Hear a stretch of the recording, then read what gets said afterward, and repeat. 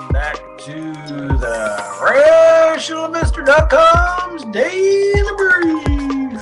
The answer to your question is learn the goddamn process, trade your trading plans, don't take too much risk on any one trade, and just let yourself get rich.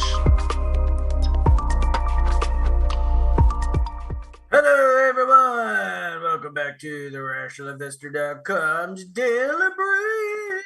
Happy Monday morning. This is our public show. Probably about 10-15 minutes. Maybe we'll do. Let's shoot for 15. We started right at the top of the hour, so that's a good sign. I suppose that's probably why there's so few people here. They're like, these guys usually start late, so I can show up late. Anyway. Happy Monday morning. Thank you for the one like, whoever you are. That was awfully nice of you. It's almost funny looking at these social media things. But if anything, half of the reason why I do this is I like the routine. I like to be the demonstrator of best practices. That's kind of how I build myself. Now, of course, we do teach this education program, and I'd like to see you all succeed and do well. So might as well have somebody try and show you how to play this game correctly. Just day in, day out. Not a heck of a lot of econs today. In fact, the econ calendar, pretty light. It is Monday, which is a typical, day. Hey, DMAC, yeah, and you had a stock you want me to look at yesterday, so we'll take a look at that in the after party today. So I didn't been thinking about you. But as you can see here, Mondays usually start out kind of wishy-washy. If anything, I was actually pretty pleased. As I said, usually Mondays start out kind of wishy-washy, and things like opening range trade setups, they're kind of sketchy on Mondays. But actually, my trading partner and I got off a half decent trade here this morning.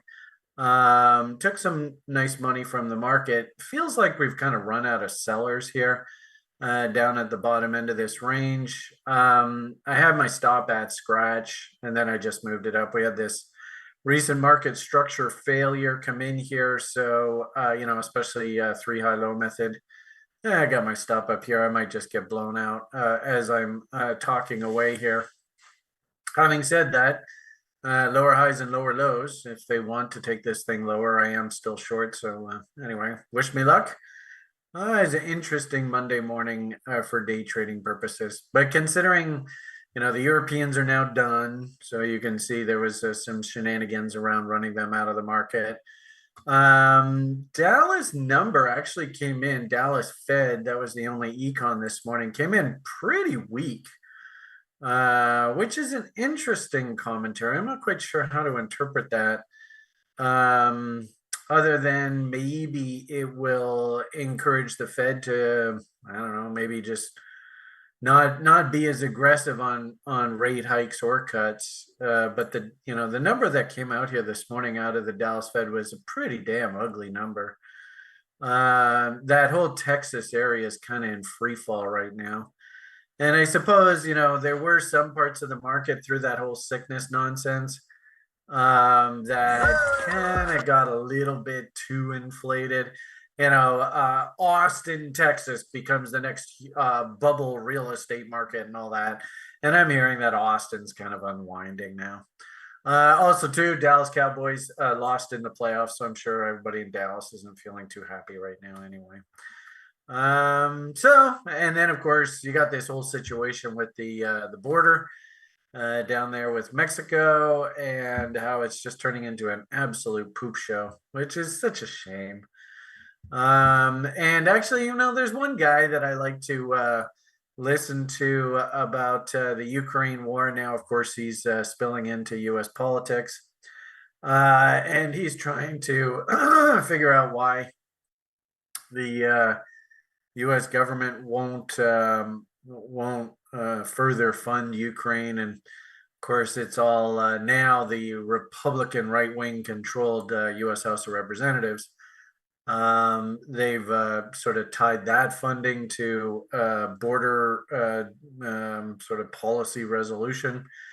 And, the sad part about it is just all politics. The message that I'm hearing is that Mr. Trump would like to save this issue for the election and basically through the election go, this is the reason why I wanted to build the wall. Look how absolutely insane this is. And so the last thing he wants to see is them to come to some sort of, crisis resolution here and the problem disappear by the time November rolls around. Holy politics. So Chris telling me we were 5 minutes in. So anyway, long and short of it here, not much news econ wise, but I will say, this market is looking pretty darn uppy. And I do think, oh boy, there we go. Oh, the computer's not very happy. Let's see, are we back? Yay, we're back. We're supposed to be watching the January barometer like a hawk here, so that's our job. And I gotta say, this January barometer, things were, first day, first week, first hour, everything kind of soft through January. Then all of a sudden, about, maybe, let's call it maybe about halfway through the month, market just caught fire here. We should probably, dig into what actually happened down here that sort of fundamentally changed traders' opinions from what they were thinking right out of the gate. But anyway, you shake it. I mean, we're coming into an FOMC meeting here at the end of the month.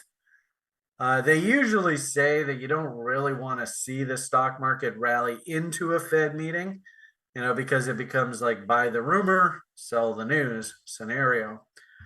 But I also think too, there's something bigger going on here, and I don't think a lot of you have bought into this, and you probably won't until we get to the very end of this cycle, and you look back in hindsight and go, "Holy crap, that guy was right! It's incredible." But the U.S. dollar actually should be the strongest currency in the world now.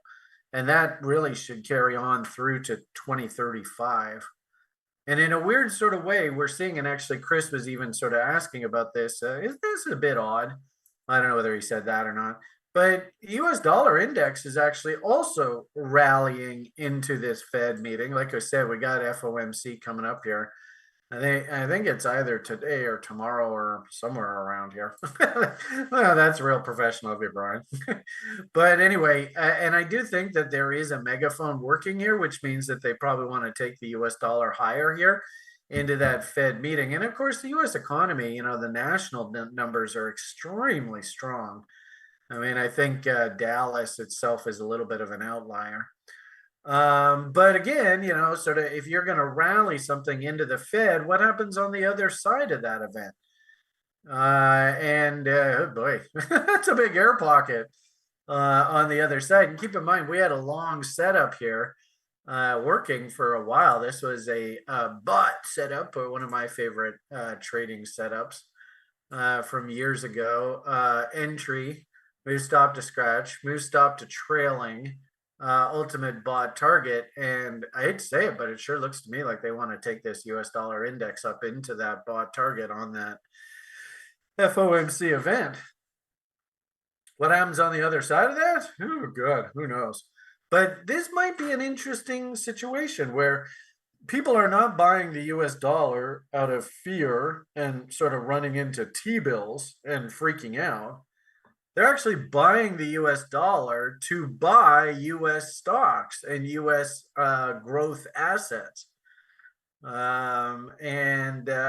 This should be the hallmark for this greed cycle that really, like I said, goes on to 2035. And I am by definition a US dollar bull, and I will be for the next 10 years, 11 years. Obviously it's ebb and flow, but it is an interesting, do you see I've talked to you guys about this with Bitcoin and stuff. Do you see the forest through the trees? Do you see there are bigger messages being sent to us here? So anyway, something for you to ponder. So as I said, we will circle back in the after party. Some people were asking about things like the gold market and gold stocks. I actually like gold stocks in here. It looks like I'm going to get stopped out on my crude though. Boo. But I do like gold stocks in here, and gold stocks actually did really, really well in the 1980s when Reagan was in power, and deficit spending out the butt, blow up the value of the U.S. dollar. And we'll look at a couple gold stocks in the after party, but actually, wouldn't be surprised if gold does relatively well. And I actually think that the stock market, and if we think January barometer, what the stock market is really trying to tell us here is that 2024 is probably going to be a pretty damn good year. So how ironic, of course, everybody and their brother is screaming recession. So remember, the market always likes to do the exact opposite to what the public is expecting. It's just the way it goes. So, of note, interesting, you can clearly see crypto's catching a nice bid here today. So that's encouraging. And actually, I even left off the broadcast yesterday with pretty bullish comments about Solana. In the short term, I still think that there's quite a bit of cleaning up here to do. If I was going to bought this out, kind of like what I showed you on the US dollar index, I'd want to see the trend line broken, and then can I please have market structure, big fat W, on the other side of this trend line, and then we know, all right, rock and roll, let's ready to do this. And tomorrow's Crypto Tuesday at TRI, so we'll probably focus in on Solana and crypto and all the various names. This is the one business when stuff goes on sale, nobody wants to buy. I do believe that this route, which of course Sjord in his great wisdom, came up with fundamental reasons why he really liked this name, and of course absolutely killed it. And I do believe that he was taking some profits on the way up. I might argue that you can see we're the better part of the way down to Brian's favorite fib. And where I might actually start thinking about second cars and reloading on these kind of names. This would be more of like a value play versus like trend continuation momentum. We won't get trend continuation momentum kind of signals until we W out on the other side of this trend line. That might take a month or so down the road. But the point of the matter here is that, some names that needed correcting are correcting. And, even Bitcoin itself is perking up here a little bit. I still think with regard to Bitcoin that we're basically stuck in a trading range for the time being.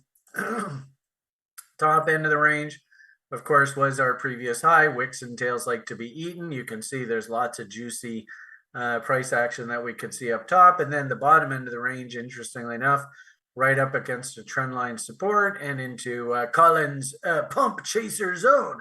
And if I'm not mistaken, I think Colin even said, well, I stepped up and did some buying when names came back into my zone.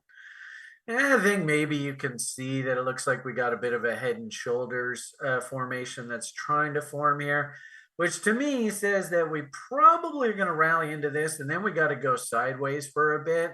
And this is probably all around that Fed event. And then, if we, if you want to sort of watch for something going forward over the next few days, if we go and M out here, well, then, the bear is back in control and down we go. If, however, like I said, this could potentially be a nice inverted head and shoulders. So if we can consolidate and W out here, of course, that'll set up a bullish bot. And, measured move, that should take us right back up top. Wicks and tails like to be eaten. Candle body highs for trade location, blah, blah, blah. Rinse and repeat. It's all cliche. So, there's sort of your market state right now. Probably the big message of today, not that much of Econs, kind of pushing the market around here a little bit, probably looking for liquidity pools, running stops, that kind of thing. There's probably some juicy stops against those highs there. So we'll see whether they can take them out. And, as we sort of move through the week and we move through FOMC, we'll get a clearer idea of direction as we sort of come out the backside of the week. So there's your market summary for you for a Monday. PMA for the win. Slow and steady wins the race. Hugs and kisses. Remember what your number one job is. All the best. And all that everybody says. Bye for now.